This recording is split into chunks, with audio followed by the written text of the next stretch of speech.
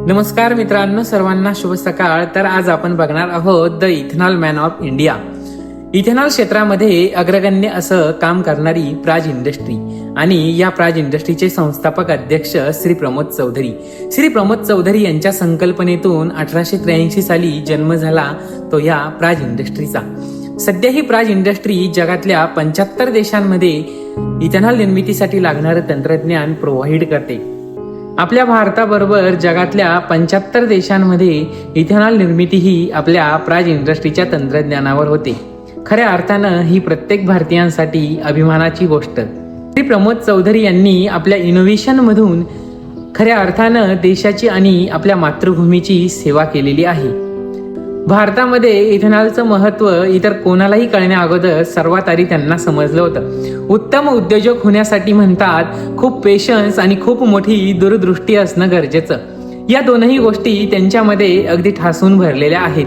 या क्षेत्रातील संधी आणि गरज त्यांनी फार पूर्वी ओळखली, म्हणून आज ते या देशाचे इथेनॉल मॅन म्हणून ओळखले जातात. मध्यमवर्गीय कुटुंबात श्री प्रमोद चौधरी यांचा जन्म हा 26 नोव्हेंबर 1949 रोजी अहिल्यानगर जिल्ह्यातील कोळपेवाडी या छोट्याशा खेडेगावामध्ये झाला. त्यांचं शालेय शिक्षण हे Mudhojirao high school Phaltan, new English school Parasbag, Pune या ठिकाणी झालं. तर अभियांत्रिकी क्षेत्रातील पदवी ही त्यांनी मुंबई IIT मधून घेतली. श्री प्रमोद चौधरी यांचं शालेय शिक्षण हे खेडेगावात झाल्यामुळं शेती क्षेत्राशी अगदी जवळची नाळ बांधली गेली. या शेती क्षेत्रामध्ये काहीतरी करावं ही कल्पना शालेय जीवनापासून त्यांच्या मनावर रोवली गेली. 1971 ते 1983 या तब्बल 12 वर्षांमध्ये त्यांनी प्रायव्हेट कंपनीमध्ये नोकरी केली आणि या नोकरीच्या माध्यमातून अनुभवाचं प्रचंड मोठं गाठोडं सोबत घेतलं आणि व्यवसायाच्या दृष्टीनं मार्गक्रमण सुरू केलं. सन 1983 मध्ये त्यांनी प्राज इंडस्ट्रीची स्थापना केली. 1986-1988 या वर्षांमध्ये कंपनीचं शटर बंद करावं अशी वेळ त्यांच्यावर आली होती. पण त्यावेळी ICICI बँकेने त्यांना केलेली 45 लाखांची मदत खूप उपयोगी ठरली. यानंतर आयुष्यात त्यांनी कधी मागं वळून बघितलंच नाही. श्री प्रमोद चौधरी यांच्या तंत्रज्ञानानं परकीय बाजारपेठेत जाणारं आपलं भारतीय चलन खूप मोठ्या प्रमाणात वाचलं.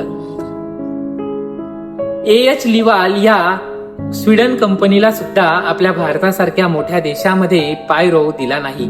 यामुळं परकीय बाजारपेठेत जाणारं आपलं भारतीय चलन थांबलं. प्रमोद चौधरी यांच्या जीवनातील काही गोष्टी खऱ्या अर्थानं अधोरेखित करण्यायोग्य आहेत. पुढचे 15-20 वर्षांमध्ये काय घडणार आहे हे त्यांनी खूप आधी ओळखलं. आपल्या ग्राहकांचे पूर्ण समाधान करणं, चांगले आणि उत्तम क्वालिटीचे तंत्रज्ञान प्रोव्हाइड करणं, यात ते कधीही तडजोड करत नाहीत. नव उद्योजकांना नीतिवंत आणि श्रीमंत होण्याची प्रेरणा त्यांनी दिली. आपण जे तंत्रज्ञान या जगाला देतोय त्याला बॅकअप म्हणून त्यांनी 2008 साली प्राज मॅट्रिक्स या नावानं लॅबोरेटरी सुरू केली. ज्या इंग्लंड देशानं आपल्यावर 150 वर्ष राज्य केलं, तो इंग्लंड देश सुद्धा आपल्या प्राज इंडस्ट्रीचं तंत्रज्ञान घेतो. खऱ्या अर्थानं ही प्रत्येक भारतीयांसाठी अभिमानाची आणि गर्वाची गोष्ट आहे. इथेनॉल हे पेट्रोलमध्ये मिक्स करतात, यामुळं इथेनॉल आयातीवर आपल्या भारत देशाचा होत असलेला खर्च खूप मोठ्या प्रमाणात वाचलेला आहे. पेट्रोलमध्ये 20% इथेनॉल मिक्स करण्याचं टार्गेट आपल्या भारत देशानं 2024-2025 या आर्थिक वर्षांमध्ये पूर्ण केलेलं आहे. इथेनॉल उत्पादनात प्राज इंडस्ट्रीचा रोल काय, तर प्राज इंडस्ट्री ही इथेनॉल निर्मितीसाठी लागणारं तंत्रज्ञान सप्लाय करत असते. प्राज इंडस्ट्रीचं इथेनॉल उत्पादनासाठी असणारं तंत्रज्ञान हे इतर इंडस्ट्रींच्या तुलनेनं 1.5 पट जास्त आहे. तरी साखर उत्पादन करणारे साखर कारखाने आपल्या प्राज इंडस्ट्रीचं तंत्रज्ञान घेतात, कारण त्यांना माहीत असतं यात कितीही अडचणी आल्या तर प्राज इंडस्ट्री पूर्ण क्षमतेनं पूर्णपणे लक्ष घालून आपल्याला इथेनॉल निर्मिती करूनच देणार. यासाठी कितीही खर्च झाला तरी याचा विचार प्राज इंडस्ट्री ही कधीच करत नाही. आपल्या ग्राहकांना पूर्णपणे समाधानी करणं हे या कंपनीचं पहिलं काम. ऊसाचं उत्पादन आपल्या भारतातील महाराष्ट्र, कर्नाटक, उत्तर प्रदेश या राज्यांमध्ये खूप मोठ्या प्रमाणात घेतलं जातं. सध्या साखर कारखान्यांमध्ये साखरेऐवजी इथेनॉल हा प्रमुख पदार्थ बनलेला आहे. त्याचबरोबर पश्चिम बंगाल, ओडिसा या राज्यांमध्ये तांदळाचं उत्पादन खूप मोठ्या प्रमाणात होतं, तर MP मध्ये मक्याचं उत्पादन खूप मोठ्या प्रमाणात होतं. मागील 5 ते 6 वर्षांमध्ये आपल्या भारतामध्ये इथेनॉल उत्पादन करणारे अनेक प्रकल्प विकसित झालेले आहेत। यातून रोजगाराच्या संधी उपलब्ध झाल्या।